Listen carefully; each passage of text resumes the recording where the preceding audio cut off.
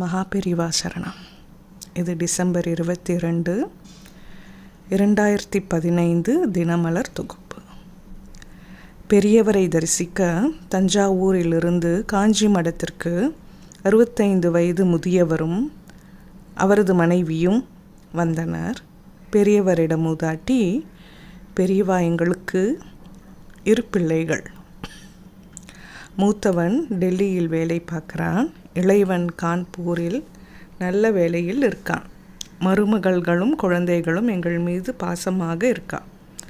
எங்களையும் அங்கே வர சொல்லி கூப்பிட்டாலும் இவர் பிடிவாதம் பிடிக்கிறார். கோபக்காரரான இவருக்கு முன்னால் நான் சுமங்கலியாக போய் சேர்ந்துடணும், இவரும் எந்த கஷ்டமும் பட்டுடக்கூடாது என்று சொல்லி வருந்தினார். விஷயம் கேட்ட காஞ்சி பெரியவர், நீ போயிட்டா இந்த கோபக்காரரை யார் பார்த்துப்பா என்று கேட்டார். மௌனமாக நின்ற இருவரிடமும் ஒற்றுமையாக இருங்கோ என்று சொல்லி பிரசாதமும் கொடுத்து வழி அனுப்பினார். இருவரும் காமாட்சி அம்மனை தரிசித்துவிட்டு திரும்பினர். சில நாட்கள் கழிந்ததும் முதியவர் பிள்ளைகளின் ஊருக்கு சென்று தங்க சம்மதம் தெரிவித்தார். அதன்படி டெல்லியில் உள்ள மூத்த பிள்ளை வீட்டுக்கு புறப்பட்டனர். மருமகள், பேரன், பேத்திகளின் பாசமழையில் பொழுது இனிமையாக கழிந்தது.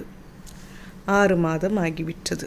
ஒரு நாள் இரவு முதியவரின் மனைவிக்கு கடுமையான நெஞ்சுவலி ஏற்பட்டது.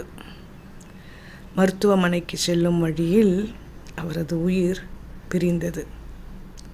அந்த நாள் ஏகாதசியாக இருந்தது. நண்பர்கள், உறவினர்களுக்கு தகவல் அனுப்பப்பட்டது. மனைவியை பிரிந்த சோகத்தில் முதியவரும் கவலையில் ஆழ்ந்தார். என்ன ஆச்சரியம்! மறுநாள் துவாதசி திதியன்று காலையில் முதியவரும் இறந்துவிட்டார். கடமைகள் அனைத்தும் முறையாக நடத்தப்பட்டன. 2 ஆண்டு கழித்து மூத்த மகன் காஞ்சிபுரம் மடத்திற்கு பெரியவரை தரிசிக்க வந்தார். அப்போது பெரியவர், உன் அம்மாவின் ஆசை நிறைவேறிற்று, இறப்பில் கூட பிரியவில்லை.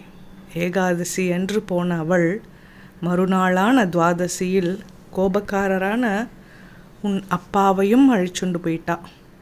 பாத்தியா, பெற்றோர் கடமையை விடாமல் செய்து வா, உனக்கு ஆசி அளிப்பா என்றார். ஏகாதசி என்று அம்மாவும் துவாதசி என்று அப்பாவும் காலமான விஷயம் பெரியவருக்கு எப்படி தெரிந்தது என்று வியந்தான் மூத்த மகன். முக்காலமும் அறிந்த ஞானி காஞ்சி பெரியவர் என்பதை அறிந்தார்.